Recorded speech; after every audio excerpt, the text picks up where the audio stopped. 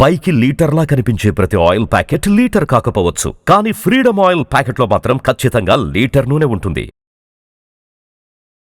నమస్కారం, welcome to Suman TV. నేను గీతాంజలి.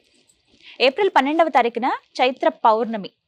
ఈ పౌర్ణమి యొక్క విశిష్టత ఏంటి, అలాగే ఆ రోజు చేయవలసిన పూజా విధానం కావచ్చు, ఎటువంటి నియమాలు పాటించాలి, ఎటువంటి పరిహారాలు చేసుకోవాలి, వీటి గురించి తెలుసుకుందాం. వివరించేందుకు ప్రస్తుతం మనతో పాటు ఉన్నారు ప్రముఖ జ్యోతిష్యులు బ్రహ్మశ్రీ నందిభట్ల శ్రీహరి శర్మ గురువు గారు. వారితో మాట్లాడదాం. గురుగారు నమస్కారం అండి. వాగర్థావివ సంపృక్తౌ వాగర్థ ప్రతిపత్తయే జగతః పితరౌ వందే పార్వతీ పరమేశ్వరౌ. ఆదిత్యాయ చ సోమాయ మంగళాయ బుధాయ చ గురుశుక్ర శనిభ్యశ్చ రాహవే కేతవే నమః.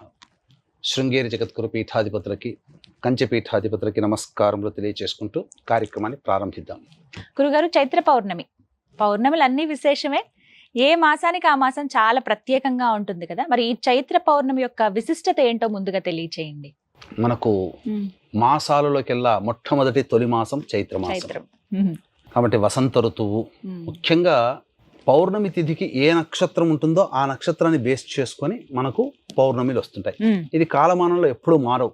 అదే మన ధర్మం యొక్క గొప్పతనం, మన సిద్ధాంతం యొక్క జ్యోతిష శాస్త్రం యొక్క గొప్పతనం. కాబట్టి ఈ సంవత్సరం కూడా 12వ తారీఖు అయింది. హస్త నక్షత్రం సాయంత్రం 6:17 వరకు ఉంది. తదనంతరం చిత్రా నక్షత్రం వస్తుంది. ఈ చిత్తా నక్షత్రము రాత్రి సమయంలో ఉన్నది. పౌర్ణమి తెల్లవారుజామున 3:17 వరకు ఉన్నది. కాబట్టి చిత్తా నక్షత్రము చాలా గొప్పదిగా చెప్పబడి ఉంది. అందున మనం చూసుకున్నట్లయితే ఈ పౌర్ణమికి చాలా ప్రత్యేకత ఉంది. మనకు పురాణాల ప్రకారం చూసుకున్నట్లయితే ఒకసారి ఇంద్రుడికి మరియు బృహస్పతికి అనేక సంవాదాలు జరిగాయి. అయితే బృహస్పతి అంటే నవగ్రహాల్లో శుభకరుడు. అందుకనే జాతకాల్లో ఎవరి జాతకంలోనైతే గురువు వీక్షణ బలంగా ఉంటుందో, గురువు బలంగా ఉంటాడో ఆ వ్యక్తి పాపకర్మలు చేయడు. కాబట్టి గురువు ఉన్నంత వరకు కూడా ఇంద్రుడు ఎటువంటి పాపకర్మలు చేయలే. గురువు అనగా ఈ యొక్క తపస్సు కోసం వెళ్ళినప్పుడు మంచి చెప్పేవాడు లేడు కాబట్టి విపరీతమైనటువంటి పాపకర్మలు ఇంద్రుడు చేసేశాడు.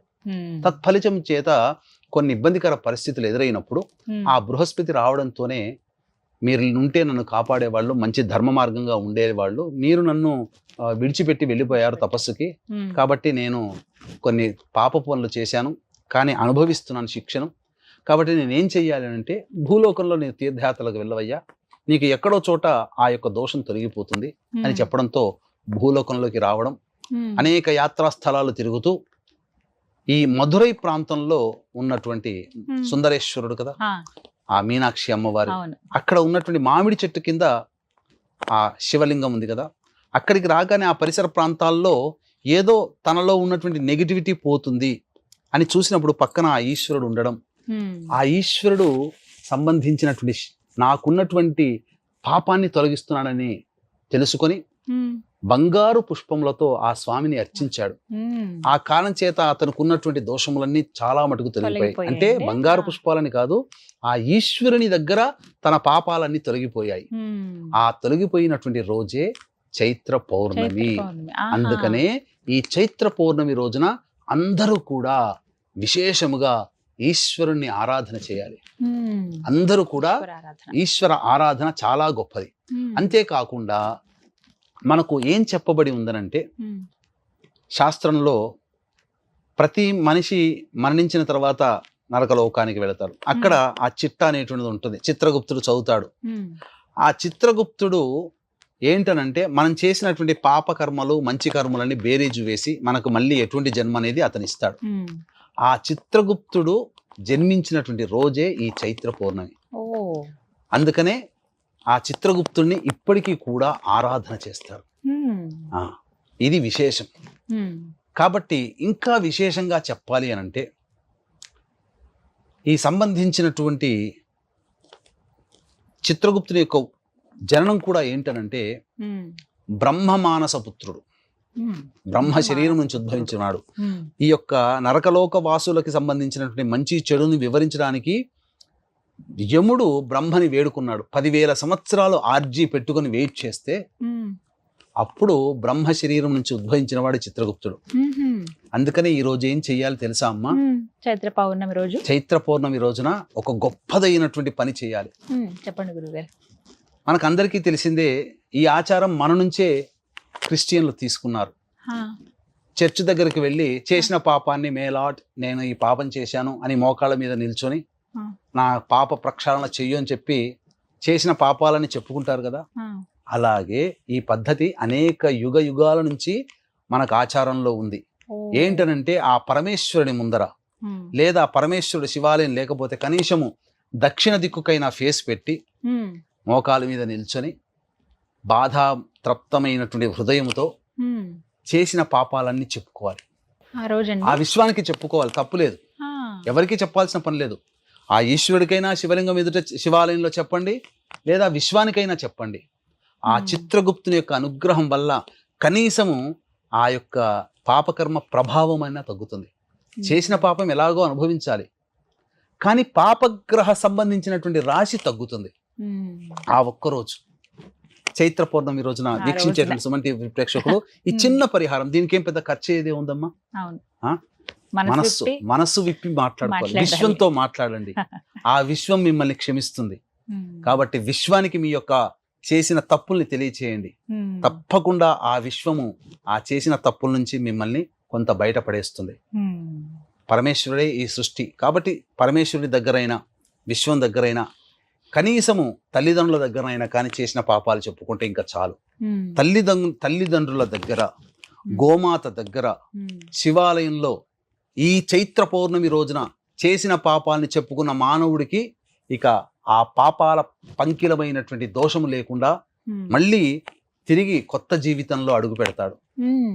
ఇది అనుగ్రహం. అందులో ఏమాత్రం సందేహం లేదమ్మా. ఉమ్, ఇంకా చెప్పాలి అంటే శివారాధన ఈ చైత్ర పౌర్ణమి రోజున ఈరోజు. చెప్పడం జరిగింది. ఉమ్, కాబట్టి ఇక్కడ ప్రధానముగా ఇంతటి అద్భుతమైనటువంటి రోజు మనము ఊరూరా వాడవాడలా ఈ దేశమంతటా జరుపుకునేటువంటిది కొన్ని ప్రాంతాలలో ముఖ్యంగా ఉమ్.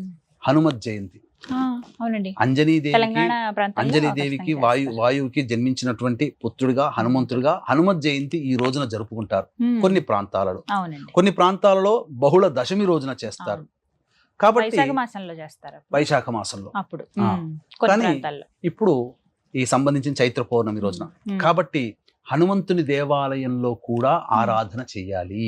ఆహా, ఆ రోజు. ఉమ్, దీన్ని దృష్టిలో పెట్టుకొని ఆ చైత్ర పౌర్ణమి రోజున ఉమ్, ఉదయం హనుమంతుడి దేవాలయానికి వెళ్ళి శ్రీరామనామ జపం చేసుకుంటూ 27 ప్రదక్షిణలు చేసి ఆ హనుమంతుడి దగ్గర కూర్చొని 5 సార్లు కానీ 8 సార్లు కానీ హనుమాన్ చాలీసా పారాయణం చేసి రండి. ఉమ్, తప్పకుండా హనుమంతుని యొక్క అనుగ్రహం కలుగుతుంది. ముఖ్యంగా శని బాధలు తొలగిపోతాయి. ఉమ్. దీన్ని దృష్టిలో పెట్టుకునే అద్భుతమైనటువంటి ఒక గొప్ప కార్యక్రమం మా పీఠం ఆధ్వర్యంలో నిర్వహించడం ఆ రోజు జరుగుతుంది. చేస్తున్నారా ఆ గురుగారు? రోజు చేస్తున్నాము. ఓహో, ఏమిటండి ఆ వివరాలు చెప్పండి. ప్రధానంగా మానవుడికి ఏ వ్యక్తికైనా కానీ ఉమ్, వివాహ, ఉద్యోగ, దాంపత్య, అనారోగ్య సమస్యలే మానవుని పట్టి పీడిస్తాయి. మ్మ్. ముఖ్యంగా శని బాధలు.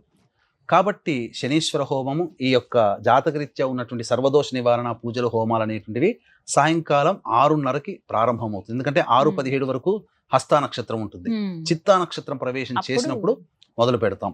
ఉమ్, ఇక తరువాత ముఖ్యంగా 4:34 వరకు కూడా భద్రాకరణం ఉంది కాబట్టి పనికిరాదు. ఉమ్, అందుకనే సాయంకాలం పెట్టడం జరిగింది. ఉమ్, ఈ యొక్క కార్యక్రమంలో హనుమత్ మూలమంత్ర సంపుటిత మన్యు సూక్త ఓహో, హోమం జరుగుతుంది. ఉంటుందండి. ఇది ఉమ్, చాలా ప్రభావవంతమైనది. సర్వశత్రు సంహారము, సర్వదోష నివారణము, అన్నిటికంటే మించి సకల బాధల్ని తొలగించేది ఈ మన్యు.